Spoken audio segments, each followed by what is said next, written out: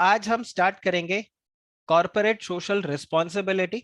अगर मैं companies act के अंदर एक सेक्शन आपको बोलूं, एक चैप्टर, एक प्रोविजन अगर मैं आपको बोलूं जो बहुत ज्यादा अमेंड हुआ है, काफी बार अमेंड हुआ है, वो है कॉर्पोरेट सोशल रिस्पॉन्सिबिलिटी। पार्लियामेंट में सबसे ज्यादा अगर कंपनीज एक्ट के अंदर किसी टॉपिक के ऊपर बहुत सारे क्वेश्चंस पूछे गए हैं तो वो है कॉर्पोरेट सोशल रिस्पॉन्सिबिलिटी।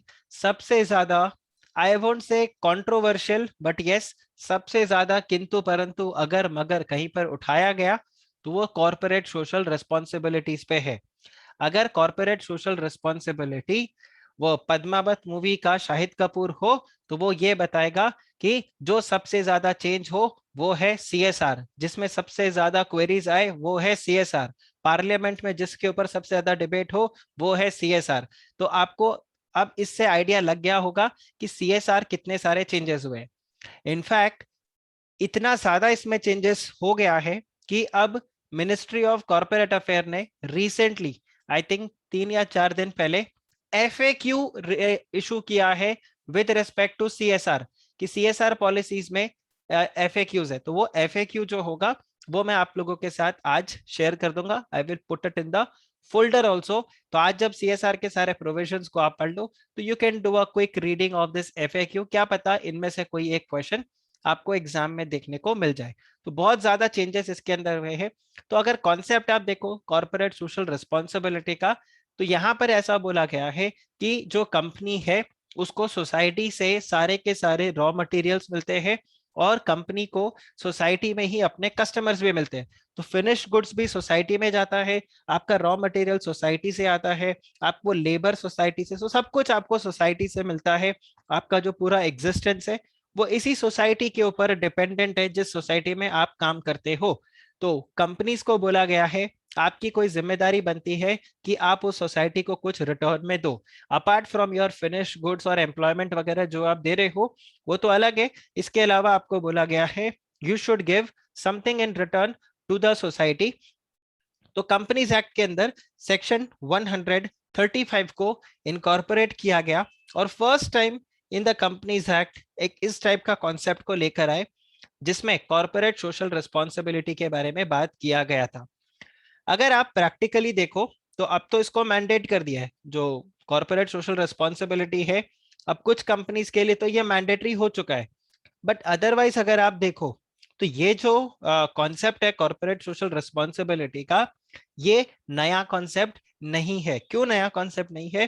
क्योंकि companies like Tata, Birla, Wipro, Bajaj auto, ACC, फिर कोलगेट, सेल, ओएनजीसी, ऐसे इतने सारे ऐसे बड़े बड़े कंपनीज हैं जो कि 1956 रिजीम के अंदर भी वॉलंटरली सीएसआर कर रहे थे।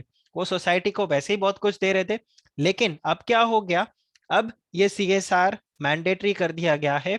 तो ये कंपनीज जो ऑलरेडी वॉलंटरली कर रहे थे ये तो है ही, बट इसके अलावा जो कंपनीज अभी वॉलंटरली पहले नहीं कर रहे थे अब उनके ऊपर ये मैंडेटरी कर दिया गया है।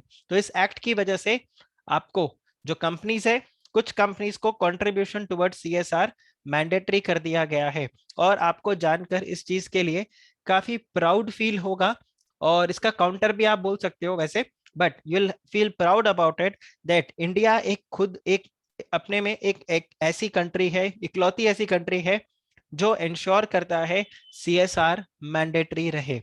इसमें आप काउंटर ये भी बोल सकते हो सर ये तो शर्म की बात होनी चाहिए कि हमें एक लॉ बनाना पड़ा सीएसआर के लिए, बट बाकी कंट्रीज के अंदर अगर आप देखो तो उनके कंपनीज एक्ट में सीएसआर से रिलेटेड कुछ भी वहां पर नहीं दिया गया है। अब सीएसआर का जो पूरा प्रोविजन है, एक छोटा सा सेक्शन है आपके पास, सेक्शन 135। फिर आपको सेक्शन 135 को पढ़ना होगा along with the corporate social responsibility policy rules, और इसके साथ में आपको पढ़ना होगा शेड्यूल 7 को। एक्ट आपको पता है कि मेन प्रोविजंस बताते हैं, पर सब चीजें हम एक्ट में नहीं लिखते, तो हम आपको ये भी बताते हैं कि रूल्स है और उन रूल्स के अंदर जो भी आपके प्रोविजंस है जो आप चाहते हो कि आप फ्यूचर में चेंज कर सकते हो या आपको चेंज करना पड़ सकता है उसके लिए आता है। और लास्ट में आपके पास आ जाता है शेड्यूल नंबर 7, और अगर आप शेड्यूल नंबर 7 को देखो तो ये आपको बताएगा वो कौन से एरियाज है जहां पर आप अपने CSR एक्टिविटी कर सकते हो। और basically you can say the activities which may be included by the companies in their corporate social responsibility policies।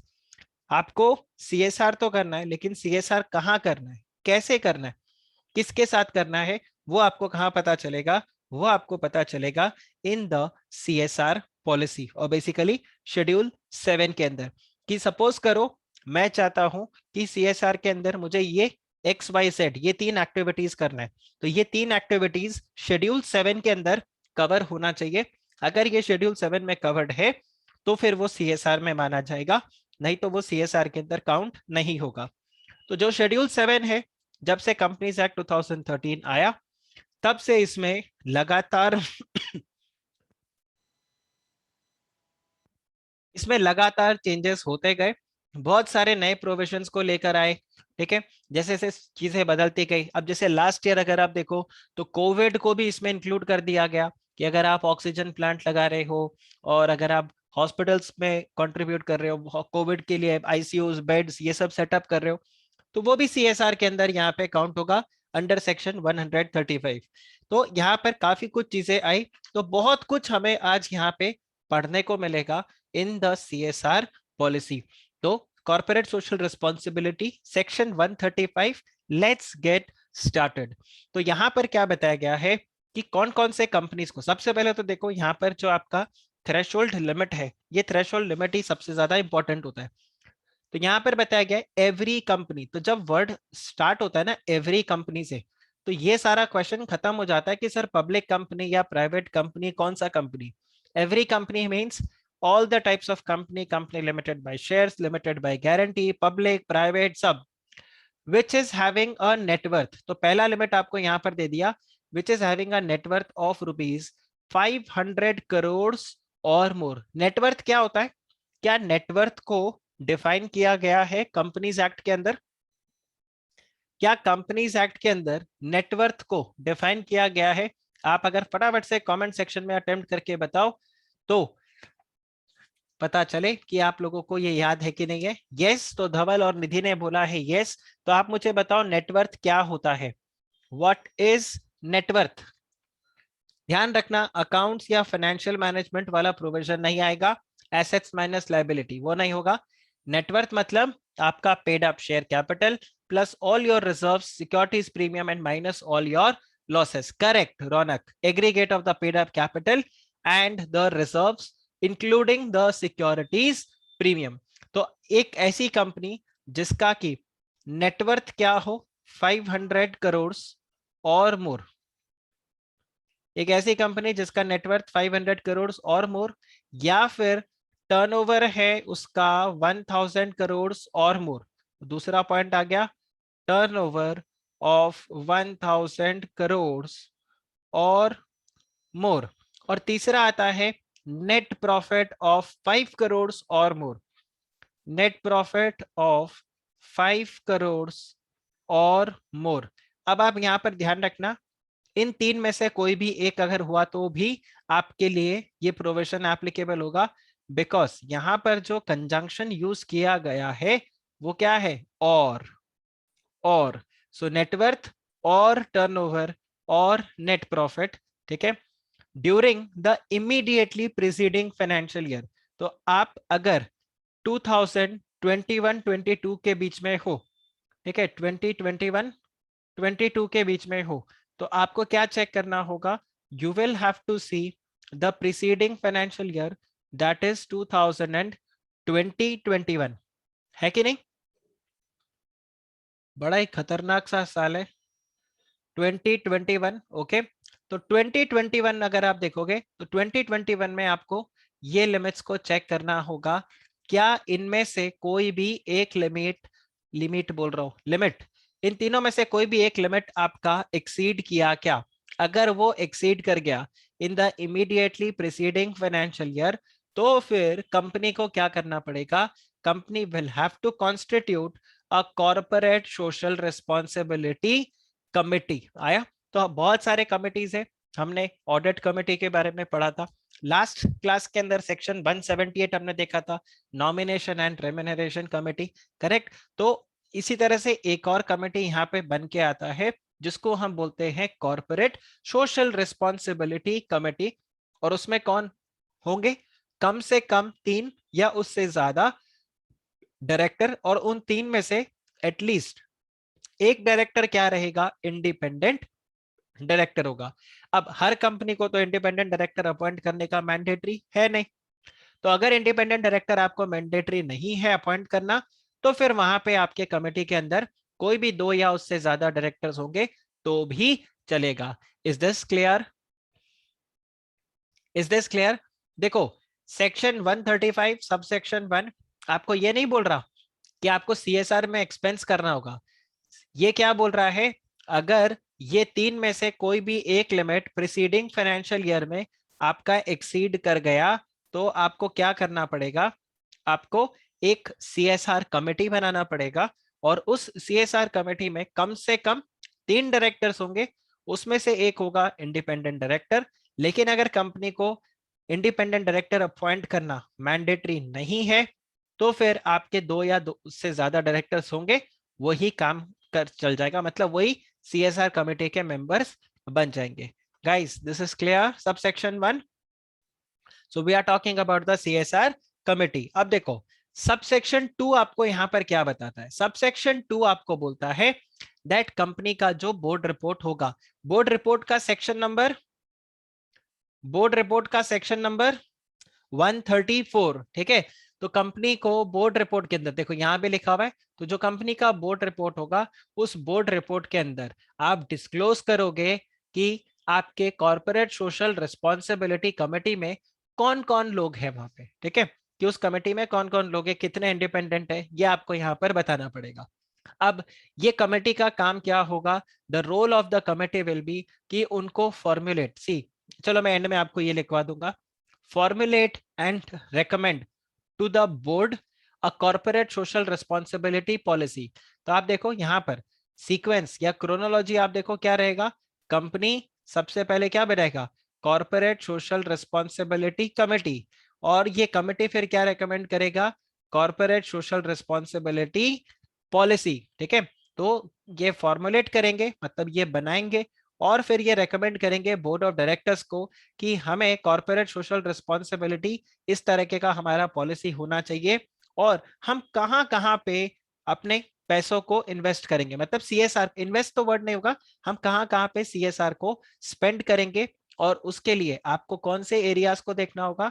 वही सारे एरियाज जो कि किसमें है? शेड्यूल नंबर 7 के अंदर है। बाय द वे, आप एक चीज यहाँ पे नोटिस करना, जो भी यहाँ पे ब्लैक कलर से लिखा है, जैसे इसमें आप देखो ज्यादातर चीजें ब्लैक कलर से लिखी हुई है, मतलब 2013 में जब ये एक्ट बना था तब से ये बिल्कुल ऐसा का ऐसा ही है। ब्लू कलर है तो शेड्यूल 7 है, अलग अलग सेक्शन है। अगर आप यहाँ पे ग्रीन कलर से देखते हो तो ये बाद में ऐड किया गया है, ये जो ग्रीन कलर वाला है ये बाद में ऐड किया गया है, और ये जो ब्राउन कलर से लिखा गया है मतलब ये चेंज हुआ है। तो आप देखो ये एक चेंज, फिर आप देखिए यहाँ पर फिर से change in this areas, right. तो आपको ऐसे बहुत सारे चेंज मिलेंगे, और आगे जगह आप जैसे जैसे जाओगे तो आप देखो आपको बिल्कुल बिल्कुल ही ग्रीन, ये देखो बिल्कुल ही ऑल टुगेदर आपको यहाँ पर कंप्लीटली, और ये देखो ये शेड्यूल 7 अगर आप देखो ये तो है ही बिल्कुल ब्राउन कलर से, ठीक है। कितने सारे इसमें चेंजेस आ गए हैं, ठीक है। एनीवे चलो हम वापस आते हैं यहाँ पर। तो आप देखो यहाँ पर क्या बात किया गया है कि कंपनी अगर एलिजिबिलिटी को मीट करेगा तो वो बनाएगा सीएसआर कमेटी, कमेटी फिर बनाएगा सीएसआर पॉलिसी, और इस पॉलिसी में वो बताएंगे कि सीएसआर का पैसा हमें कहाँ कहाँ पे स्पेंड करना है, और वो एरियाज कौन से होंगे जो कि शेड्यूल 7 के अंदर गिवन होगा। इसके अलावा ये लोग रेकमेंड करेंगे कि कितना अमाउंट हमें एक्सपेंडिचर है जो कि इनकर करना है, ठीक है, हमें कितना एक्सपेंडिचर है जो कि यहाँ पर इनकर करना है on all the activities which are going to be part of our CSR policy. Plus ये जो सीएसआर कमेटी है ये मॉनिटर भी करेगा कि आपका जो सीएसआर पॉलिसी है वो बराबर तरीके से काम कर रहा है कि नहीं कर रहा है। आपने डिसाइड किया था हम यहाँ पे स्पेंड करेंगे, तो क्या आप वहां पर बराबर स्पेंड कर रहे हो, या वो जगह पे गड़बड़ तो नहीं हो रहा। All these things will be monitored by the company itself. Okay, फिर आप देखिए the board of every company refer to in subsection 1 shall, after taking into account the recommendations of the corporate social responsibility committee, ये लोग क्या करेंगे, they are going to approve the corporate social responsibility policy, और इसको भी ये लोग disclose कर देंगे in the board report, और ये आपको मिलेगा कंपनी के वेबसाइट के ऊपर। ठीक है, और ये देखो ये यहाँ पर एज में भी प्रिस्क्राइब्ड, ये आपको बता दिया गया है rule number 9 that the disclosure of the content of the corporate social responsibility in the board's report and on the company's website will be as per the annexure which is attached in the CSR rules। तो CSR rules के अंदर जैसे आपको वो annexure दिया है तो एक पूरा लिस्ट वहां पे रहता है। ये आपके लिए इंपॉर्टेंट नहीं है कि किस तरीके से उसका वो फॉर्मेट रहेगा, आपके लिए ये इंपॉर्टेंट है कि कंपनी को CSR पॉलिसी को अपने बोर्ड रिपोर्ट के अंदर डिस्क्लोज करना होगा, प्लस उनको अपने वेबसाइट पे भी इसको प्लेस करके रखना होगा। इसके अलावा the company will also have to basically they will have to also ensure that all the activities which are included in the CSR policy are actually undertaken by the company। तो CSR committee ने जो भी आपको areas recommend किए हैं आपके ऊपर वो मैंडेटरी नहीं है, लेकिन उनमें से जो भी एरियाज को आप सिलेक्ट करते हो you have to make sure कि आप उन एरियाज में प्रॉपरली पैसे स्पेंड करो।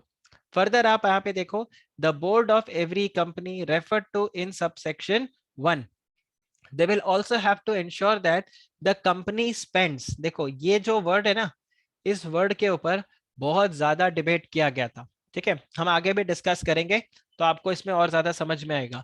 that the company spends in every financial year at least 2% of the average net profits of the company made during the 3 immediately preceding financial year। तो आप मुझे एक बात बताओ, CSR कमेटी बनाना है कि नहीं बनाना, उसके लिए आप किसको चेक करोगे, उसके लिए आप देखोगे immediately preceding financial year, correct. लेकिन जब बात आएगा पैसे स्पेंड करने का तो आप किसको देखोगे, you will pick up the average net profits of the company in the immediately preceding 3 financial years. और सपोज करो किसी कंपनी को 3 साल कंप्लीट नहीं हुए तो जितने भी साल है, सपोज कंपनी इनकॉर्पोरेट हुआ, पहले ही साल में कंपनी को सपोज 6-8 करोड़ का प्रॉफिट हो गया, तो 6-8 करोड़ का अगर प्रॉफिट हो गया है तो आप क्या बोलोगे, इनको पिछले 3 साल नहीं देखना, 1 साल का ही देखो, वही अमाउंट आपका जाएगा। सपोज करो सेकेंड ईयर में कंपनी को 8-10 करोड़ का प्रॉफिट हो गया तो आप बोलोगे फर्स्ट और सेकेंड ईयर का एवरेज, और थर्ड ईयर में हुआ तो अकॉर्डिंगली इस तरह से आप यहाँ पर पूरा कैलकुलेशन करोगे। सो where the company has not completed the period of 3 years since its incorporation during such immediately preceding financial year in pursuance of its corporate social responsibility policy। तो जैसे मैंने बताया CSR पॉलिसी सेटअप किया जाएगा और इस policy के तहत एरिया डिसाइड किया जाएगा कहां पर आप इस अमाउंट को इन्वेस्ट करोगे, and accordingly you are going to invest. Invest word मेरा बार बार अगर निकलेगा तो मतलब just pardon me for that, and just remember invest word नहीं, पार्ट यहाँ पे किसका आएगा, स्पेंड। तो कंपनी को हर साल यहाँ पर क्या करना पड़ेगा, ये अमाउंट स्पेंड करना होगा, और स्पेंड कितना करना है, average net profit of the preceding 3 financial year 2% उसका। ठीक है, तो आप प्रीवियस फाइनेंशियल ईयर्स 3 साल का आप एवरेज निकालोगे और उसका 2% आप लेकर यहाँ पर स्पेंड करोगे। Guys is this clear, is this clear ये वाला?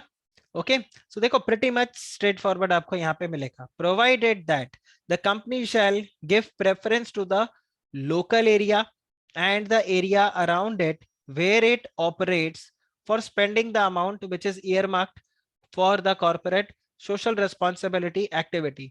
तो सपोज करो कोई एक कंपनी है मुंबई की, तो उसको बोला गया आप कोशिश करो कि आप मुंबई के अंदर ही CSR एक्टिविटीज लो या आसपास के एरियाज में लो। ऐसा नहीं है कि मुंबई का कंपनी है वो कहीं पर उड़ीसा में CSR एक्टिविटी नहीं कर सकता, ऐसा बिल्कुल भी नहीं है, वो कर सकते हैं।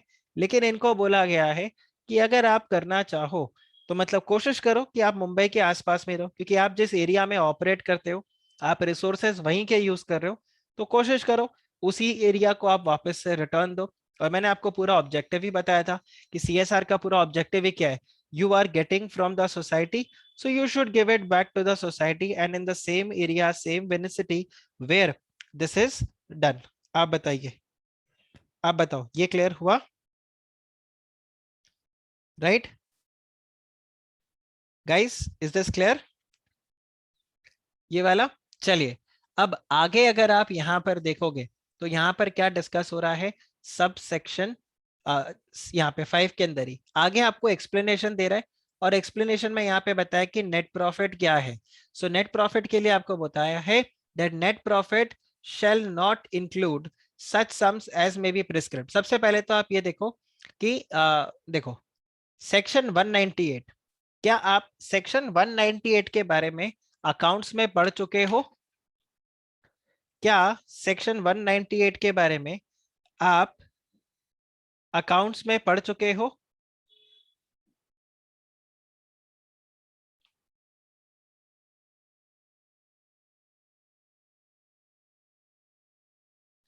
क्या आपने अकाउंट्स में पढ़ा है इसके बारे में?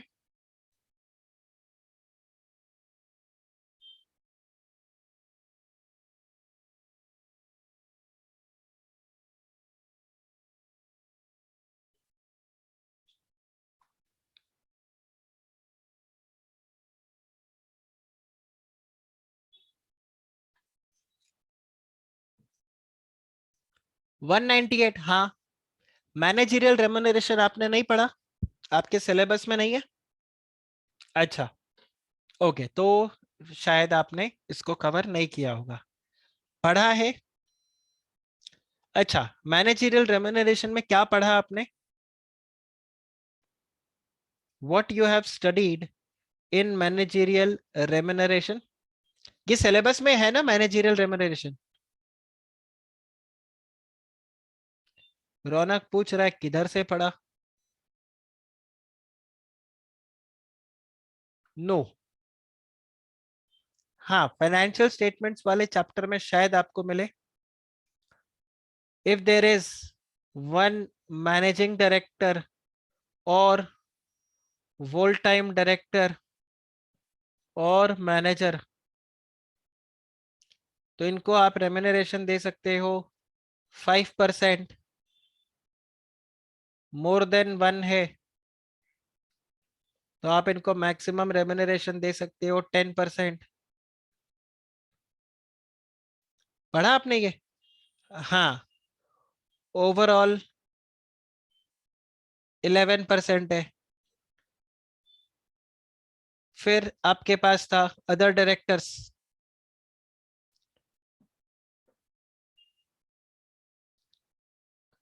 तो अदर डायरेक्टर्स के लिए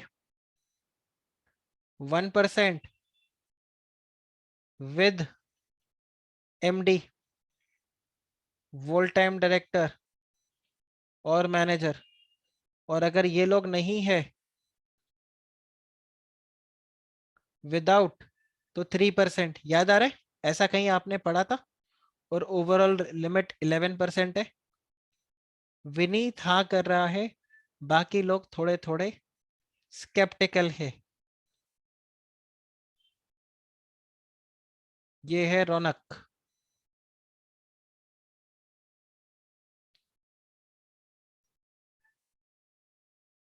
अच्छा, चलो कोई दिक्कत नहीं। अब मैं आपको एक पॉइंट बताता हूँ।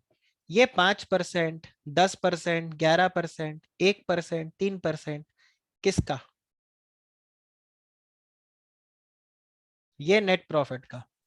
ठीक है, तो ये जो नेट प्रॉफिट है, ये नेट प्रॉफिट कौन सा होगा? आपके प्रॉफिट एंड लॉस अकाउंट वाला नहीं। आप ये नेट प्रॉफिट कैलकुलेट करोगे as per section 198, as per section 198। मैं एक काम करूंगा, आपके वीडियो के अंदर कमेंट सेक्शन में फर्स्ट कमेंट जो रहेगा, पिंड कमेंट, वहां पर मैं सेक्शन 198 के ऊपर एक वीडियो बना के आपको डाल दूंगा वहां पे, जस्ट फॉर योर रेफरेंस। वो बेसिकली क्या बोलता है, प्रॉफिट एंड लॉस अकाउंट से नेट प्रॉफिट को ऐड करो, इसमें कुछ चीजों को ऐड करो, कुछ को डिडक्ट करो, कुछ चीजें अगर ऑलरेडी एडेड है तो उसको डिडक्ट करो, और कुछ चीजें अगर एडेड नहीं है तो उसको आप ऐड करो। जैसे आप profit and gain from business and profession में जैसे पीजीबीपी का प्रॉफिट निकालते हो ना, बिल्कुल उसी तरीके से आपको यहाँ पर मिलेगा। Okay guys, clear? तो ये सेक्शन 198 का प्रॉफिट जो होगा वो, तो आप अपने पीएनएल के प्रॉफिट को नहीं देखोगे, आप सेक्शन 198 के प्रॉफिट को देखोगे और उस प्रॉफिट के अंदर आप चीजों को ऐड करोगे। तो सबसे पहले तो आपको ये देखना है दैट योर नेट प्रॉफिट। यहाँ पर जब हम ये नेट प्रॉफिट की बात कर रहे हैं, we are talking about the net profit as per section 198, और उस नेट प्रॉफिट में इन चीजों को एक्सक्लूड करना। तो ये आपके नेट प्रॉफिट में नहीं होगा। क्या? अगर आपको कोई भी प्रॉफिट मिलता है फ्रॉम देयर ओवरसीज ब्रांच और ब्रांचेस, उसको आप यहाँ पे आउट करोगे। इसके अलावा अगर आपको कोई भी डिविडेंड रिसीव होता है from a companies outside India and which are covered under and complying under the provisions of section 135, तो वो भी आपको यहाँ पर क्या करना पड़ेगा? आउट कर देना होगा। तो ये दोनों कंपनीज को आप यहाँ पे आउट रखोगे। आप बताओ, ये क्लियर? तो कौन सा प्रॉफिट? Profit of section 198। तो आपको ये ध्यान रखना काफी ज्यादा जरूरी है, सेक्शन 198। ओके, चलिए अब आप आगे देखो यहाँ पे, provided that if the company fails to spend such amount, the board shall in its report made under clause O of subsection 3 of section 124 specify the reason. तो अपने बोर्ड रिपोर्ट के अंदर वो रीजन करेंगे, स्पेसिफाई करेंगे। अगर company इसको spend नहीं कर पाया तो वो यहाँ पे रीजन स्पेसिफाई करेंगे कि उन्होंने ये अमाउंट को क्यों नहीं स्पेंड किया। ठीक है, and unless the unspent amount relates to an ongoing project, okay, transfer such unspent amount to a fund specified in schedule 7 within a period of 6 months from the end of the financial year। तो suppose करो अगर आप किसी ongoing project के लिए पैसे को set aside करके रखे हो, तब तो बात अलग है कि सर हमारा प्रोजेक्ट अभी चल रहा है, उस प्रोजेक्ट में फिलहाल आपने सपोज करो 10 करोड़ रुपया सेट असाइड करके रखा था, ठीक है, सीएसआर के लिए। वो जो 2% आपका निकला वो 10 करोड़ था। अब आप बोलोगे सर ये 10 करोड़ रुपए हम प्रोजेक्ट में लगा रहे हैं, लेकिन इस ऑनगोइंग प्रोजेक्ट में एट प्रेजेंट सिर्फ 3 करोड़ रुपए ही चाहिए, तो बैलेंस 7 करोड़ अभी हमने रिजर्व में सेट असाइड रखा है, तब तो बात अलग है। अदरवाइज अगर आपने इस अमाउंट को स्पेंड नहीं किया, तो एक तो आप बोर्ड रिपोर्ट के अंदर रीजन मेंशन करोगे कि आपने इस अमाउंट को क्यों नहीं स्पेंड किया। इसके अलावा आप इस अमाउंट को ट्रांसफर कर दोगे in the fund which is specified in schedule number 7। हम शेड्यूल 7 को भी वहां पे डिस्कस करेंगे। तो आपका जब फाइनेंशियल ईयर खत्म हो जाएगा उसके 6 महीने के अंदर अंदर इस अमाउंट को आप ट्रांसफर कर दोगे इन दैट पर्टिकुलर फंड। आगे बता रहा है provided also that if the company spends an amount which is in excess, तो ये तो था किसके लिए कि आप अमाउंट जो पूरा अमाउंट है उसको आप स्पेंड नहीं कर पा रहे, और यहाँ पर बोल रहा है 10 करोड़ स्पेंड करने थे, मैंने यहाँ पे 15 करोड़ स्पेंड कर दिया, तो सर ये जो मैंने 5 करोड़ एक्स्ट्रा किया है वो बोले उसको आप सेट ऑफ कर लेना आने वाले सालों के लिए। So such excess amount can be set off against the requirement right in the number of succeeding financial years. Okay, आया समझ में? Pretty much simple. अब देखो, any amount which is remaining unspent under subsection 5 pursuant to any ongoing project, वो ये वाला example हो गया जो 7 करोड़ अभी अनस्पेंट है उसके लिए, fulfilling such conditions as may be prescribed undertaken by the company in pursuance of the CSR policy, it will be transferred by the company within a period of 30 days from the end of the financial year to a special account which is opened by the company, right, on behalf of that particular financial year with a scheduled bank which will be called as unspent CSR account। तो आपको उस amount को एक special bank account में transfer करना होगा। जैसे dividend वाला पॉलिसी है, ये एग्जैक्टली वैसा ही है। डिविडेंड में बस कल ये था 30 days from the date of declaration, right, if it is not paid. यहां पर आपके पास क्या आता है कि 30 days from the end of the financial year एक अलग से अकाउंट बना लो, unspent corporate social responsibility account, और फिर उसको यूज करना, तो वो आपके पास पैसा फिर भी नहीं रहेगा। And the amount will be spend by the company in pursuance towards the obligation towards the CSR policy within a period of 3 financial years from the date of the transfer. तो ये जो 7 करोड़ रुपए आपने अलग से special account के अंदर रखा हुआ है, इसको कितने साल रख सकते हो? 3 साल तक रख सकते हो। 3 साल के अंदर अंदर इसको आपको उस प्रोजेक्ट में पूरा लगाना है। अभी 3 साल हो गए, अभी तक सर वो हमारा प्रोजेक्ट ऑन गोइंग है, तो अब आपको एमसीए क्या बोलता है, एक काम करो, इस पैसे को अब आप एक शेड्यूल 7 वाले किसी फंड के अंदर ट्रांसफर कर दो। अब कोई दिक्कत नहीं है, आपका ऑनगोइंग प्रोजेक्ट ऑनगोइंग ही रहेगा। अब इतने लंबे टाइम तक ऑनगोइंग पड़ा है, क्या फायदा उसका, पैसे फालतू में पड़े पड़े सड़ रहे, उसको तो आप एक काम करो, अभी शेड्यूल 7 के किसी एक्टिविटी में वहां पर आप लगा दो, जो भी आपका वहां पे फंड है। और ये आपको कब करना होगा? Again with in the 30 days from the end of the financial year. Does this make sense guys? Does this make sense? ये सारे जो सेक्शंस है ना, ये सब नए सेक्शंस है, पहले ऐसा नहीं था। पहले सब सेक्शन 5 तक खत्म हो गया होता, यहां तक सारा काम कंप्लीट हो जाता था, ठीक है। लेकिन अब ये सब चीजें नई नई यहाँ पर ऐड हुई है। और उसके बाद ये देखो सबसेक्शन 7 तो वापस से रिप्लेस ही हो गया। अब देखो यहाँ पर आया है पॉइंट किसके लिए? कंपनी के लिए, that if the company defaults in complying with the provisions of this, the company shall be liable to a penalty which will be twice the amount which is required to be transferred by the company to the fund। आप सोचो, आपको 7 crore transfer करने थे, आप 7 crore transfer नहीं कर पाए या आपने नहीं किया, तो 7 करोड़ का डबल 14 करोड़ आपके ऊपर क्या लग जाएगा? पेनल्टी लग जाएगा। और rupees 1 crore whichever is less, thank God, वरना आप सोचो 7 का डबल 14 करोड़, तो आप सोचिए क्या हालत हो जाता कंपनी का। तो यहाँ पर बताए 7 करोड़, मतलब double the amount which is to be transferred, or rupees 1 crore whichever is less, plus officer in default तो हमेशा फंसता ही है। Every officer of the company who is in default will be liable to 1/10 of the amount which is required to be transferred by the company। तो company अगर 1 करोड़ डालेगा तो officer 10 lakh रुपए यहाँ पर डालेंगे। और ध्यान रखना, हर ऑफिसर 10-10 लाख रुपए यहाँ पर डालेगा। तो प्राइमरीली यहाँ पर एवरी ऑफिसर इन डिफॉल्ट कौन होगा? वो सारे डायरेक्टर्स जो कि बेसिकली सीएसआर कमेटी के पार्ट है, तो उनको यहाँ पर बेसिकली 1/10 अमाउंट का इंडिविजुअली पेनल्टी इंपोज कर दिया जाएगा। फर्दर अगर आप यहाँ पे देखो, it will be transfer to the fund specified in this or to the unspent corporate social responsibility account or 2 lakh rupees whichever is less. आप बताइए क्या ये क्लियर हुआ? क्या ये क्लियर हुआ? पीनल प्रोविजन है, रिसेंटली इसको यहाँ पर चेंज किया गया। ध्यान रखना, अभी भी पैसा स्पेंड नहीं किया उसके लिए पेनल्टी नहीं लगा रहे। पेनल्टी किसके ऊपर लगा रहे?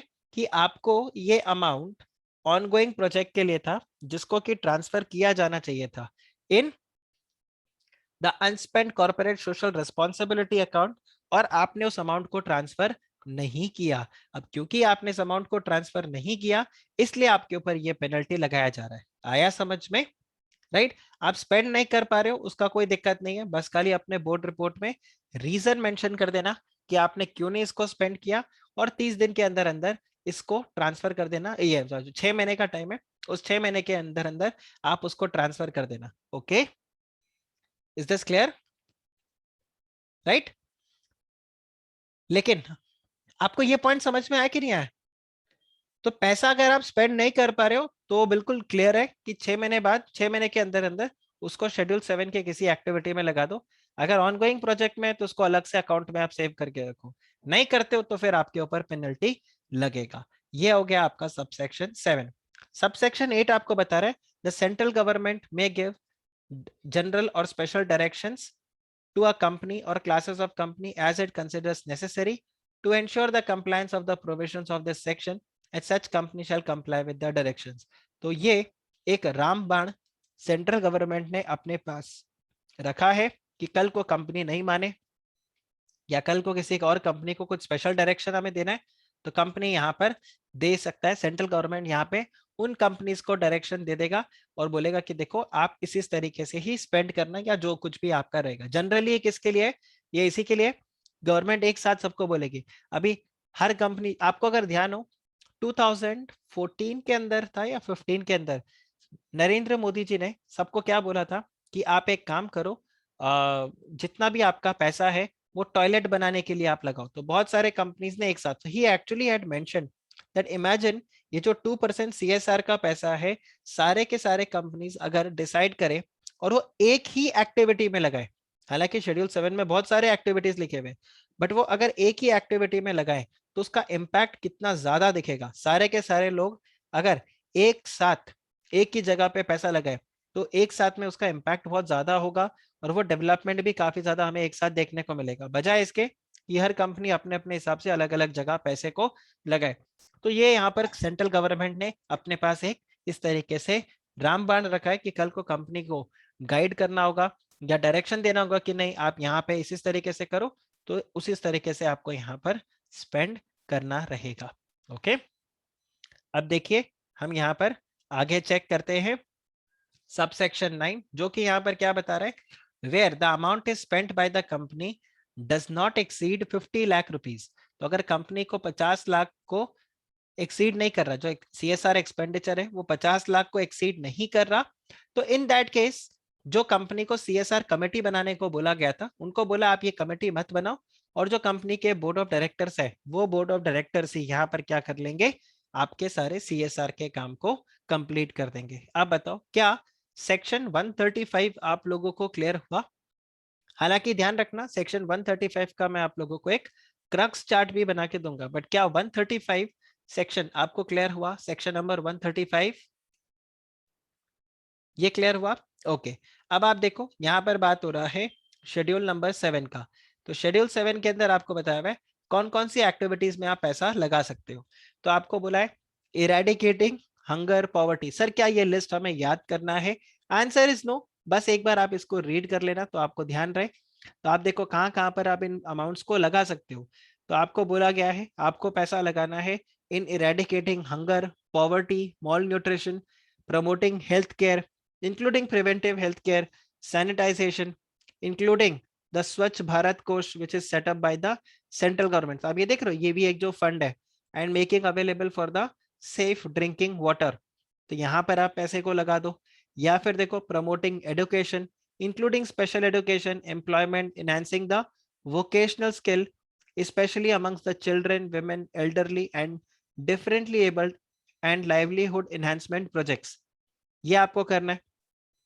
Also promoting gender equality, empowering the women, ठीक है, setting up the homes, hostels for women, orphans, setting up old age homes, day care centers, ठीक है, and such other facilities for the senior citizen and measures for reducing the inequalities which is faced by socially and economically backward groups। तो उनके लिए आप यहाँ पे programmes चला सकते हो।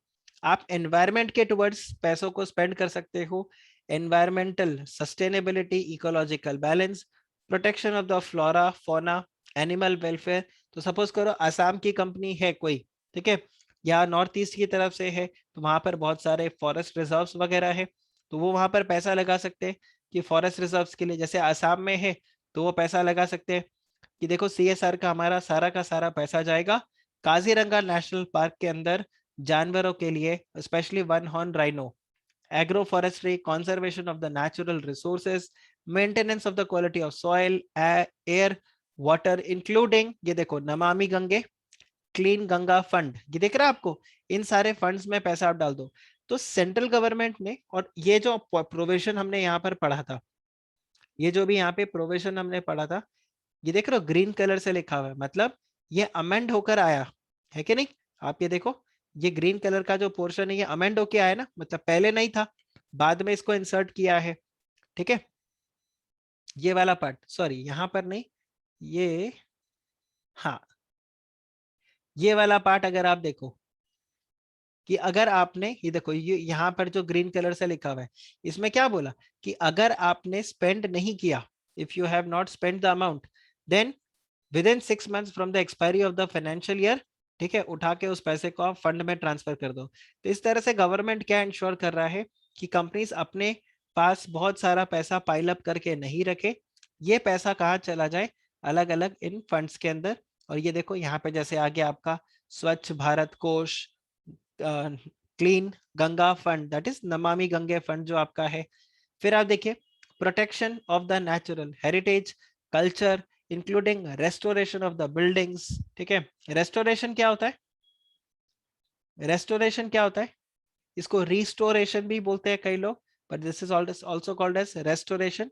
तो इसका क्या मतलब होता है कि जो पुराने आपके केव्स हैं, आर्कियोलॉजिकल साइट्स है, वहां पर कई लोग लिख के आते हैं ना, चंपा, लव, पिंकू, ऐसा ऐसा करके जो दीवार व्यार पे बना के आते हैं। कई लोग वहां पे पनवाड़ी पिचकारी मार के आते हैं। ठीक है, तो वो सारा जो सिनेरियो रहता है, उसकी वजह से क्या होता है कि वो जो मॉन्यूमेंट्स है वो खराब हो जाते हैं। करेक्ट। और अगर आप और भी देखो तो कई बार नेचुरल रीजंस की वजह से भी वो खराब हो जाता है। ठीक है, तो वहां पर उसके रिस्टोरेशन के लिए काम किया जाता है, उसको हम बोलते हैं रेस्टोरेशन। तो रेस्टोरेशन, बाकी अगर आपको देखना है लव आजकल मूवी देखो, उसमें दीपिका पादुकोण रेस्टोरेशन का ही काम करती है। ठीक है, तो ये पॉइंट आता है, तो आप वहां पर जाओगे। इसके अलावा setting up public libraries for the promotion and development of the traditional art and handicrafts. इसके अलावा आप देखो central arm police forces, central paramilitary forces, veterans and उनके डिपेंडेंट इंक्लूडिंग द विडोज, उनके लिए आप यहाँ पर क्या कर सकते हो, बेनिफिट्स कर सकते हो for the armed forces, veterans, war widows and उनके डिपेंडेंट्स के लिए। इसके अलावा you can also promote to the rural sport, nationally recognise sport, Paralympic sports, Olympic sports. अभी नीरज चोपड़ा कौन से ग्रुप के साथ कनेक्टेड था, आपको ये पता करना है। और अगर आपको पता है तो कमेंट सेक्शन में बताओ मेरे को कि नीरज चोपड़ा कौन से ग्रुप के साथ एसोसिएटेड था। नीरज चोपड़ा पता है ना आपको? हाँ, तो नीरज चोपड़ा किसी एक कॉर्पोरेट ग्रुप के साथ एसोसिएटेड था, उसकी ट्रेनिंग को किसी एक कॉर्पोरेट ग्रुप ने सपोर्ट किया था। ठीक है, चेक करना किस कॉर्पोरेट ग्रुप ने किया, बहुत ही फेमस कॉर्पोरेट ग्रुप है। अभी शायद 2-3 दिन पहले उनका फोटो भी था वहां पे। ठीक है, तो आप वहां पर इसको स्पेंड कर सकते हो। इसके अलावा prime minister national relief fund, वहां पैसा डाल दो। उसके अलावा ये देखो, बड़ा ही थोड़ा दुख होता है मेरे को ये बोलते हुए, पीएम केयर फंड के अंदर आप पैसा डाल दो। दुख इसलिए होता है क्योंकि पता नहीं इस फंड का क्या हुआ क्या नहीं हुआ, कुछ इधर उधर तो नहीं गया, बट स्टिल एक ट्रांसपेरेंसी नहीं है इसके ऊपर। तो पीएम केयर फंड हो गया, या फिर कोई और फंड जो कि सेंट्रल गवर्नमेंट सेटअप करती है सोशल इकोनॉमिक डेवलपमेंट के लिए, and for relief and welfare of the scheduled caste, tribes and other backward classes, minorities and women's, contribution to the incubators and research and development projects of the science technology। फिर अगर आप देखो contribution to the publicly funded universities, IITs. ठीक है, फिर आप ये देखो यहाँ पे department of atomic energy, department of biotechnology, AYUSH, DRDO, correct, ICMR, CSIR, ICAR. ठीक है, आईसीएआई नहीं है, आईसीएआर है। ठीक है, आईसीआई के पास ऑलरेडी बहुत पैसा है, वो तो उल्टा डोनेशन कर सकता है। ठीक है, anyway, promoting sustainable development, rural development project, slum development project, disaster management project. तो इन सारे एरियाज के अंदर ये क्या कर सकते हैं, पैसे को लगा सकते हैं। गाइस, शेड्यूल 7 आपको क्लियर हुआ? क्या आपको शेड्यूल 7 क्लियर हुआ?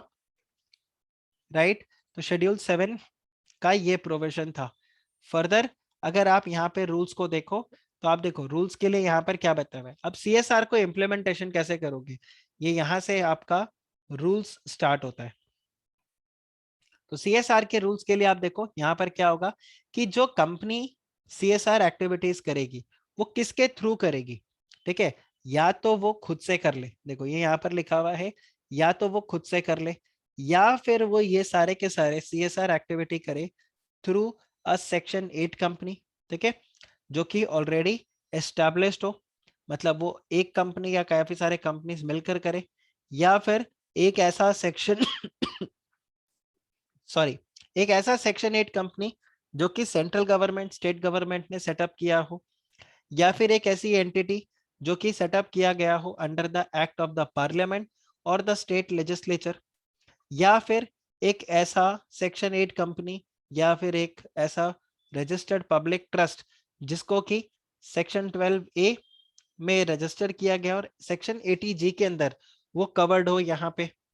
ठीक है, वहां पर आप इन पैसों को लगा सकते हो इन जगह। इसके अलावा every entity which is covered under sub rule 1 और वो अपने आप को इंटेंड करना चाहती है, इट इंटेंड्स टू, वो प्लान कर रही है कि हम ये सीएसआर एक्टिविटीज में जाएं, तो उसको क्या बताया हुआ है, if they undertake intend to undertake any CSR activity, उनको सबसे पहले क्या करना पड़ेगा, अपने आप को रजिस्टर करना पड़ेगा with the central government by filing the form CSR 1। और ये इनको, ये जो रूल है ये कब से आ गया है, this has come with effect from 1 अप्रैल 2021। तो जो भी कंपनी CSR की एक्टिविटीज करना चाहती है, कोई एक सेक्शन 8 कंपनी है जो कि CSR का एक्टिविटीज करना चाहती है, तो उनको क्या बोला गया है, आपको फॉर्म CSR 1 फाइल करना होगा। ठीक है, आपको अपने आप को सेंट्रल गवर्नमेंट को रजिस्टर करना पड़ेगा, तभी आप वहां पर अलाउड रहोगे। फिर ये जो फॉर्म CSR 1 है, ये वेरीफाई किया जाएगा by a chartered accountant, company secretary और अ कॉस्ट अकाउंटेंट। जब आप इसको सबमिट करोगे तो आपको एक यूनिक CSR रजिस्ट्रेशन नंबर मिल जाएगा, और जब भी आप प्रोजेक्ट्स वगैरह को करोगे तो यहाँ पर उस CSR रजिस्ट्रेशन नंबर को आप यूज करते हुए जाओगे। सो अ कंपनी में also engage in the international organizations for designing, monitoring and evaluation of the CSR projects as per their CSR policy, right? फिर द बोर्ड ऑफ डायरेक्टर्स, इनको बोला गया है आप सेटिस्फाई हो जाओ कि जो जो पैसा आप यहाँ पे जहां जहां पर भी आप दे रहे हो वो उसी जगह पे यूज हो, and it has to be approved. And जो कंपनी का CFO होगा वो इसको यहाँ पर इस चीज के लिए सर्टिफाई करेगा कि हम सेटिस्फाइड है, हमने पैसा जहां पर दिया है वो उसी पर्पस के लिए यूज हो रहा है। और अगर कोई ऑनगोइंग प्रोजेक्ट है जहां पर आपका पैसा लगा हुआ है, तो आपको कॉन्स्टेंटली इसको मॉनिटर करते रहना पड़ेगा इसके इम्प्लीमेंटेशन के लिए। आप बताइए क्या ये क्लियर हुआ? CSR इम्प्लीमेंटेशन, तो CSR एक्टिविटीज ध्यान रखना, या तो कंपनी खुद अपने आप कर ले, और कंपनी खुद नहीं करता तो कंपनी फिर हायर कर ले किसी ऐसे सेक्शन 8 कंपनी को जो कि बेसिकली उसी एक्टिविटी के अंदर रजिस्टर्ड है, उसी एक्टिविटी के अंदर ऑलरेडी है। तो आप उन कंपनीज को पैसा दे दो, फिर वो यहाँ पर उन सारे एक्टिविटीज को वर्कआउट करेंगे। तो जो भी कंपनी अपने आप को रजिस्टर करवाना चाहती है फॉर ऑल दीज एक्टिविटीज, उनको सेंट्रल गवर्नमेंट को इंटीमेट करना पड़ेगा in form CSR 1। Okay, and जो कंपनी का CFO है वो इस चीज को सेटिस्फाई करेगा और सर्टिफाई भी करेगा कि जो पैसा यहाँ पर CSR एक्टिविटीज के लिए सेट असाइड किया गया था वो वहीं पर ही यूज हो रहा है। आप बताओ, इज दिस क्लियर? फिर देखिए CSR एक्सपेंडिचर का बात आता है। अब देखो, CSR expenditure and CSR spending दो अलग अलग बात है। मुझे CSR स्पेंडिंग करना है, ठीक है, स्पेंडिंग करने के लिए मुझे किसी को हायर करना होगा। सपोज करो मैंने डिसाइड किया है कि मैं टॉयलेट्स बनवाऊंगा, ठीक है, CSR एक्टिविटीज के अंदर मैं टॉयलेट्स बनवाऊंगा, या फिर मैं वाटर कूलर प्लांट लगाऊंगा। अब जब आप ये प्लांट को लगाओगे तो कुछ ना कुछ आपके एक्सपेंडिचर तो होंगे। देखो प्लांट का जो कॉस्ट आएगा वो लेट्स से आ गया 5 करोड़ रुपीज, उसको इंस्टॉल करने का कॉस्ट आ गया लेट्स से 10 लाख रुपीज। तो आपका टोटल जो कॉस्ट हो गया ये हो गया 5 करोड़ 10 लाख रुपीज। लेकिन आप यहाँ पर किसी और इंसान को भी हायर करोगे और भी आपके एडमिनिस्ट्रेटिव एक्सपेंसेस होंगे, जो हिसाब किताब यहाँ पर इसको पूरा मेंटेन करके रखेगा। तो इन सब के लिए क्या बताया हुआ है, the board of directors will have to ensure that the administrative overheads shall not exceed 5% of the total CSR expenditure of that particular financial year। मतलब हमने स्पेंड किया 100 रुपया और आप बोलते हो इसका हिसाब किताब मेंटेन करने में लग गए 40 रुपए, तो अल्टीमेटली तो यहाँ पर क्या हो जाएगा, फिर अगर ये वाला प्रोविजन नहीं रहता तो आप देखो कितना बड़ा झोल होता। आप अपने हिसाब से काफी सारा एक्सपेंसेस दिखाते, खुद को वापस से सैलरी पे करते, तो टेक्निकली CSR के नाम पे आपने खुद को अपने पेट जेब को वापस से भर लिया। तो इट वुड हैव बीन कि सबसे ज्यादा CSR की जरूरत किससे है, मुझे खुद को ही CSR की जरूरत है, राइट? वो गोलमाल मूवी में था ना, शर्मन जोशी को वो पैसे देती है कि गरीबों में बांट देना, तो वो जेब अपने वो पैसा अपने ही जेब में डालता है और क्या बोलता है, हे भगवान मुझसे बड़ा गरीब कौन होगा, और वो लेकर पैसे को अपने जेब में डाल देता है। तो यहाँ पर भी वही होगा, आप बोलोगे CSR एक्टिविटी CSR एक्टिविटी, तो फिर ये यहाँ पे एडमिनिस्ट्रेटिव एक्सपेंसेस आपके 5% से ज्यादा नहीं हो सकते। गाइस आपको आया समझ में? ये पॉइंट ध्यान रखना है एडमिन एक्सपेंस का। फिर आप देखिए any surplus arising out of the CSR activity shall not form part of the business profit of the company and shall be plowed back into the same project or shall be transferred to the unspent CSR activity।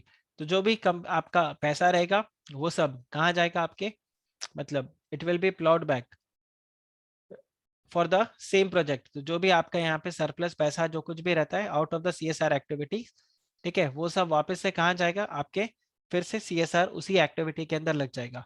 ठीक है, फिर आप देखिए where a company spends in excess of the amount, ये वापस से repeated points आ गया, and that excess amount shall not include the surplus which is arising out of the CSR activity. देखो बेसिकली यहाँ पर क्या होता है, आपने CSR एक्टिविटीज के लिए कुछ पैसा लगाया और उसमें आपको फायदा हो गया, उसमें आपको प्रॉफिट हो गया। सपोज स्पोर्ट्स ट्रेनिंग और के लिए आपने किया और आपको वहां पर प्रॉफिट हो गया, तो जो आपको प्रॉफिट हुआ है वो प्रॉफिट वापस से आप क्या करोगे, आप इसी एक्टिविटी में लगाओगे। रिमेंबर जैसे सेक्शन 8 कंपनी है, आपको अगर प्रॉफिट हो जाता है सेक्शन 8 कंपनी में, क्या हो सकता है सेक्शन 8 कंपनी में प्रॉफिट, आंसर इज यस। तो सेक्शन 8 कंपनी में जो भी आपको प्रॉफिट हुआ है उस प्रॉफिट को जैसे हम दोबारा से इन्वेस्ट करते हैं and we do not utilize that money for distribution of the dividends। तो सेम चीज यहाँ पर आपको बोला हुआ है कि CSR एक्टिविटीज से अगर आपको कोई प्रॉफिट होता है, जो भी एक्सेस अमाउंट आपके पास अवेलेबल है उसको आप क्या कर दो, दोबारा से CSR एक्टिविटी में लगा दो, नहीं तो फिर उसको अनस्पेंड CSR एक्टिविटी जो अकाउंट है आपका उसके अंदर आप यहाँ पे ट्रांसफर करोगे। ये देखो अनस्पेंड CSR अकाउंट के अंदर आप उसको ट्रांसफर कर दोगे। और इन सब के लिए आपको क्या करना पड़ेगा, the board of the company shall pass the resolution to that effect। अब देखें the CSR amount may be spent by a company for the creation or acquisition of the capital asset which shall be held by। तो देखो अगर company ने कोई capital asset purchase किया, कोई fix assets को परचेज किया है फॉर द CSR एक्टिविटी, तो वो कहां पर रहेगा, सेक्शन 8 जो आपका है उसके पास चला जाएगा। और beneficiaries of the said CSR project, ठीक है, उनको चला जाएगा in the self help groups और कलेक्टिव एंटिटीज या फिर किसी पब्लिक अथॉरिटी को चला जाएगा, वहां पर आप इसको क्या करोगे, ट्रांसफर करोगे। अब देखो provided any capital asset which is created by the company prior to the commencement of the amendment rules, उनको बोला गया 180 डेज के अंदर अंदर आपको इसको कंप्लाई करना है। खैर ये आपके लिए काम का नहीं है। अब आता है बात CSR रिपोर्टिंग का।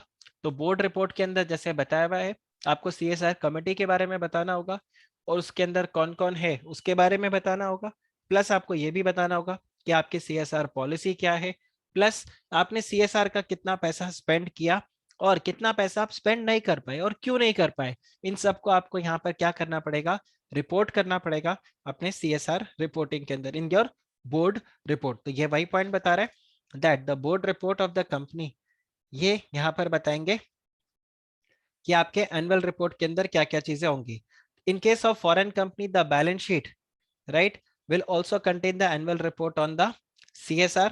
और जो भी कंपनी यहाँ पे है having an average obligation of 10 crore और मोर, तो देखो अगर आपका जो CSR ऑब्लिगेशन है वो 10 करोड़ या उससे ज्यादा रुपए का है, तो यहाँ पर इन the immediately 3 preceding financial year shall also undertake the impact analysis।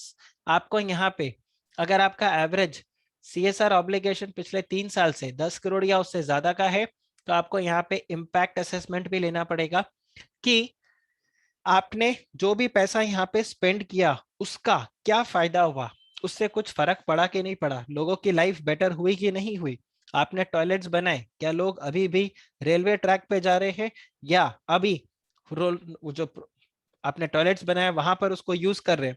अगर एडुकेशन सेक्टर में आपने लगाया तो क्या वहां पर लोग पढ़ने के लिए आ रहे हैं कि नहीं आ रहे, या आपने खाली वो एडुकेशन सेक्टर बनाकर छोड़ दिया। तो आप वहां पर इम्पैक्ट एनालिसिस करवाओगे थ्रू एन इंडिपेंडेंट एजेंसी, जो कि यहाँ पर क्या बताएगा कि देखो इन्होंने जो CSR एक्टिविटी किया था उसके बाद से यहाँ पे 400 500 600 1000 स्टूडेंट्स पढ़ के निकले हैं, इनमें से ये यहाँ पहुंच गए और what ever the thing is वो एक यहाँ पर इम्पैक्ट स्टडी अगर देंगे। And this impact assessment report, this will also be placed before the board of directors और ये एनुअल रिपोर्ट में जाएगा। ध्यान रखना MCQ क्वेश्चंस बहुत सारे निकल सकते हैं with respect to the CSR activities. इसके अलावा देखो the company which is undertaking the impact assessment में बुक द एक्सपेंडिचर, ठीक है, अगेन ये आपका एडमिनिस्ट्रेशन एक्सपेंस के अंदर आ जाएगा। आप एक इंडिपेंडेंट एजेंसी को हायर करोगे जो कि आपका इम्पैक्ट एनालिसिस करके आपको बताएगा। तो ऑब्वियसली वो इंडिपेंडेंट एजेंसी तो सीएसआर नहीं कर रहा है, वो तो फ्री में आपके लिए काम करेगा नहीं। तो उसके लिए आप क्या कर सकते हो, 5% ऑफ द प्रॉफिट्स को यूज कर सकते हो।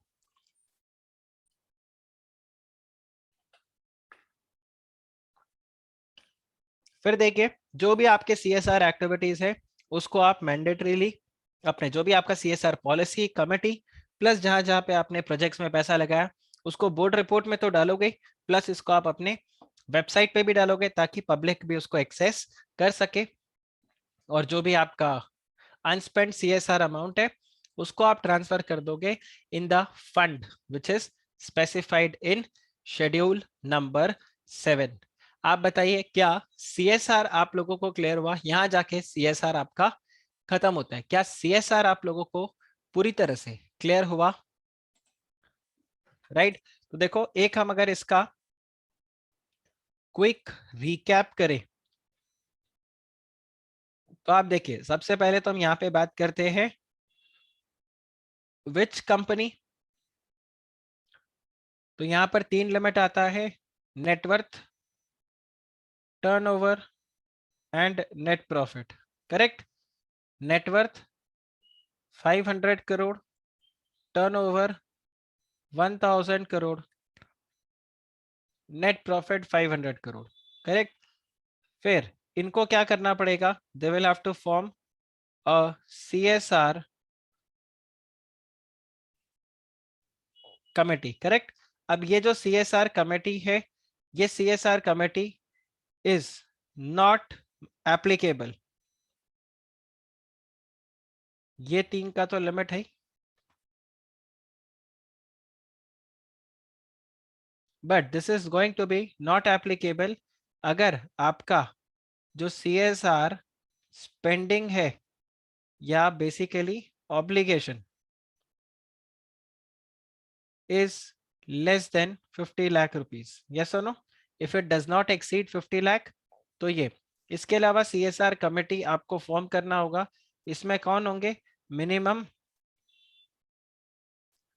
3 डायरेक्टर्स, जिसमें से at least 1 should be independent directors, और ये हो जाएगा only for minimum 2 directors if ID is not needed. आप बताइए, ये क्लियर हुआ? ये तो हमने पढ़ा था कहाँ पे, सब सेक्शन 1 में। फिर हमने यहाँ पर देखा था कि कंपनी को अपने बोर्ड रिपोर्ट प्लस वेबसाइट में मेंशन करना होगा उनका सीएसआर कमेटी के बारे में, प्लस उनके सीएसआर पॉलिसी के बारे में, प्लस उन्होंने कितना अमाउंट यहाँ पर स्पेंड किया, which also implies the activities undertaken. ये सब यहाँ पर क्या करेंगे, ये इन सब चीजों को डिस्क्लोज करेंगे। इसके अलावा जो भी कंपनी है, this company is going to set up the CSR committee. ठीक है, ये CSR कमेटी को सेटअप करेगा और फिर CSR कमेटी यहां पर क्या करेगा, they are going to formulate and recommend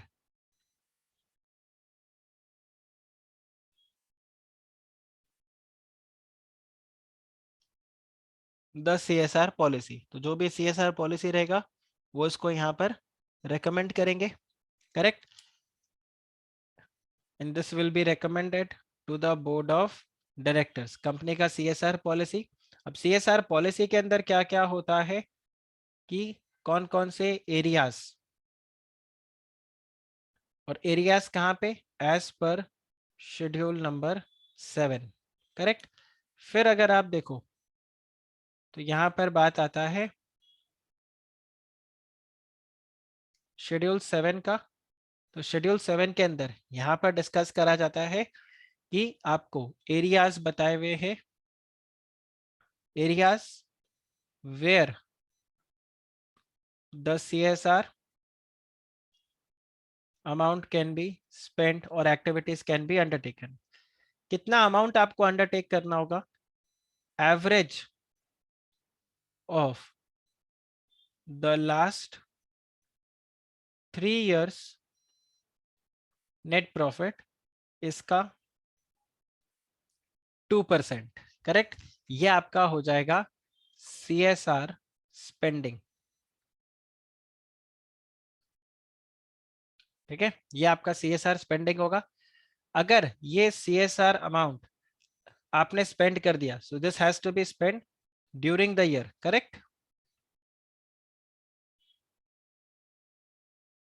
this is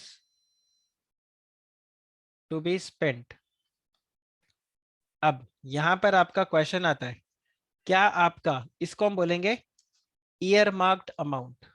आपने ट्रेन्स में सुना है seats which are earmarked for senior citizens, ये सुना है आपने ईयर मार्क्ड।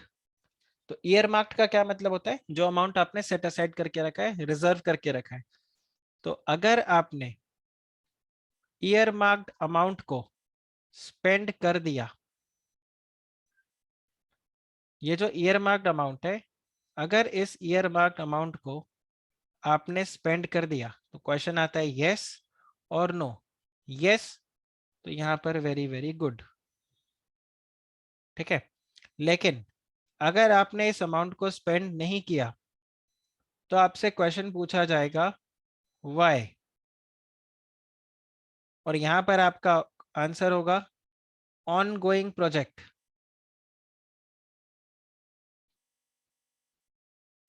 ठीक है।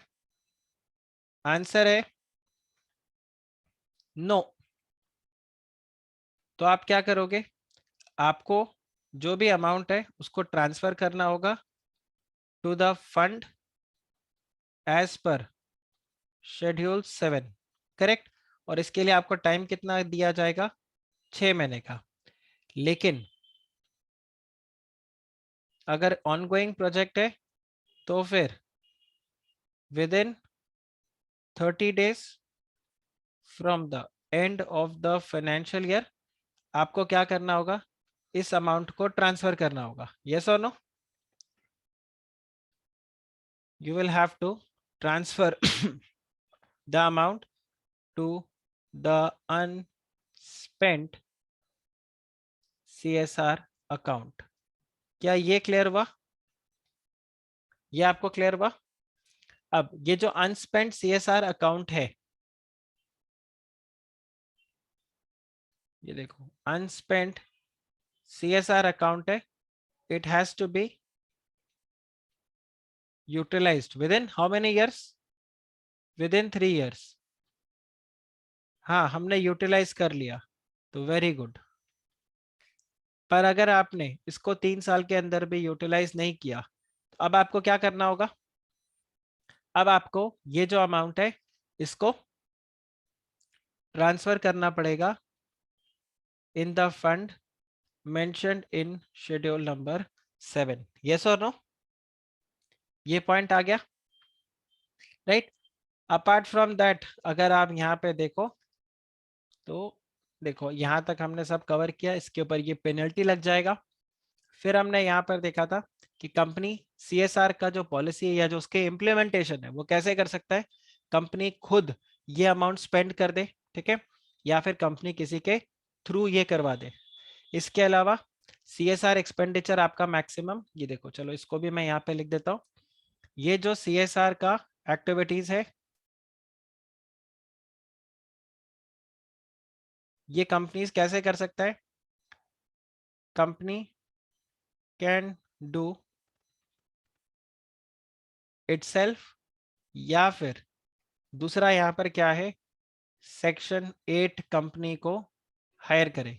अब ये जो सेक्शन 8 कंपनी है, this has to B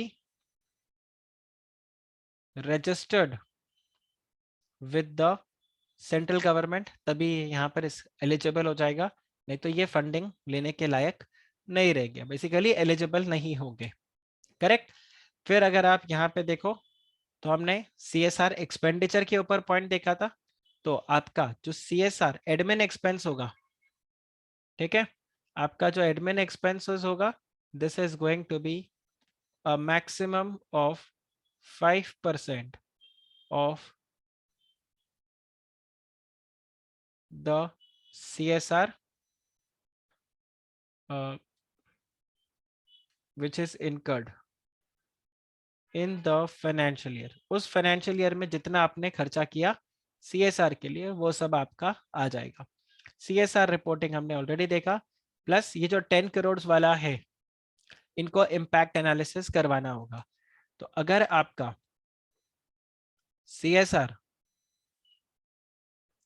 obligations जो है वो 10 करोड़ और मोर 10 करोड़ या उससे ज्यादा के लिए आपका होता है, तो फिर आपको यहाँ पर क्या करना पड़ेगा, you will also have to set up a basically committee. ठीक है, कमिटी तो क्या, basically independent team will be there, जो यहाँ पर इनका इम्पैक्ट एनालिसिस करेगा। तो ये they are going to do the impact analysis, और इस इम्पैक्ट एनालिसिस का जो रिपोर्ट होगा, this report will be part of the CSR report. तो जो भी आपका CSR रिपोर्ट है, उसका ये यहाँ पर पार्ट हो जाएगा। आप बताओ, is this clear? Is this clear? Right. अच्छा, अब आप देखो, मैं आपसे एक क्वेश्चन पूछता हूं। फॉर एग्जाम्पल सिप्ला, आप सब जानते हो सिप्ला एक फार्मास्यूटिकल कंपनी है, करेक्ट? सिप्ला क्या बनाता है, मेडिसिन, हाँ या ना? सिप्ला इज अ कंपनी जो यहाँ पे फार्मास्यूटिकल मेडिसिन को मैन्युफैक्चर करता है।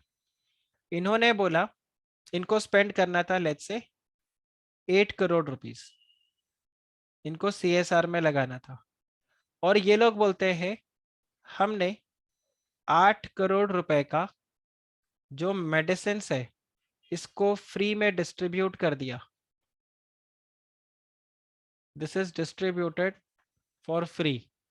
क्या इन्होंने CSR किया या नहीं?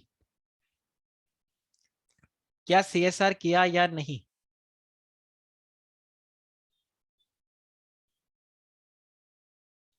देखो आप यहाँ पे एक्टिविटीज में अगर देखोगे, सेक्शन अपना शेड्यूल 7 के अंदर अगर आप देखोगे, तो यहाँ पर आ रहा है माल न्यूट्रिशन, इरेडिकेटिंग माल न्यूट्रिशन।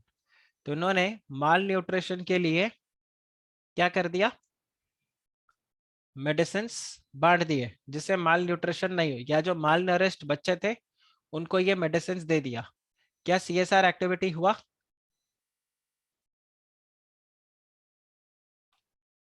कैंट प्यूरिफायर, ठीक है, पर ये एक टाइप का मार्केटिंग भी तो हो सकता है। ओके, कैंट ने वाटर प्यूरिफायर लगा दिया,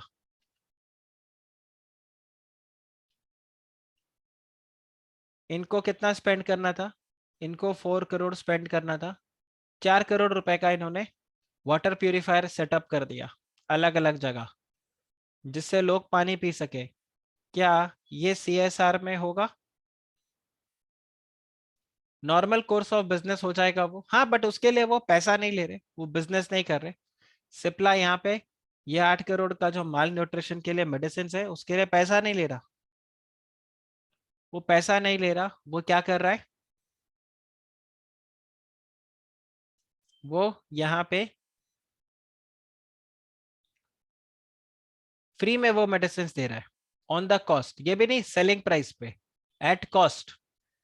10 रुपया अगर इनका सेलिंग प्राइस है और उस मेडिसिन को बनाने का कॉस्ट 6 रुपया आता है, तो ये 6 करोड़ 6 रुपए के हिसाब से 8 करोड़ कैलकुलेट कर रहे, 10 रुपए के हिसाब से नहीं कर रहे। तो ध्यान रखना ये सब CSR के अंदर कवर नहीं होगा। क्यों नहीं होगा? इसका सिंपल रीजन है, यहां पर जो वर्ड मैंने आप लोगों को हाईलाइट करके बताया था, that the company must spend. ये देखो, ये मैं आपको दिखाता हूं, ये देखो, ये जो वर्ड है यहाँ पे, the company must spend the amount, मतलब उनके जेब से पैसा निकलना चाहिए। ठीक है, तो जिस चीज में कंपनी खुद इन्वॉल्व है, उस चीज को अगर वो कंपनी फ्री ऑफ कॉस्ट बांटे या कुछ ऐसा करे, तो company is not spending the amount. Okay, definitely they are incurring the expenses but they are not spending the amount. तो इनका जो CSR स्पेंडिंग है वो होना चाहिए। आप बताओ, ये क्लियर हुआ? हम जो यहाँ पे हर हर जगह लिख रहे हैं, यहाँ पे it should be CSR spending, right? Amount कितना आपने स्पेंड किया। Okay, this is going to be CSR spending. आपको CSR स्पेंडिंग देखना है, राइट? आपको हर जगह यहाँ पे स्पेंडिंग चेक करना है। ओके, तो ये पॉइंट आपके पास आ जाता है CSR से रिलेटेड। अब बताइए, क्या ये क्लियर हुआ? अगर ये क्लियर हुआ तो आप देखो, हम यहाँ पर मॉड्यूल के टुवर्ड्स बढ़ सकते हैं, क्योंकि हमारा ये चैप्टर कंप्लीट हो चुका है। आप देखो, ये इतना पार्ट हमने ऑलरेडी कवर कर लिया था, राइट? और फिर अगर आप देखो तो ये मल्टीपल एग्जाम्पल्स हैं। ठीक है, आप लोग एक काम करो, आप लोग आज ये चैप्टर को पूरा रिवाइज कर लो। कल हम एक काम करेंगे, इसके पास्ट ईयर क्वेश्चंस और मॉड्यूल के एग्जाम्पल्स को डिस्कस कर लेंगे, और कल हमारा फिर ये चैप्टर पूरी तरह से कंप्लीट हो जाएगा। Correct, right? आज आप लोग इसके एग्जाम्पल्स और को देख लो। ये देखो, ये CSR के है प्रोविजंस, हमने सब देखा और यहाँ पर पॉइंट्स आ रहा है।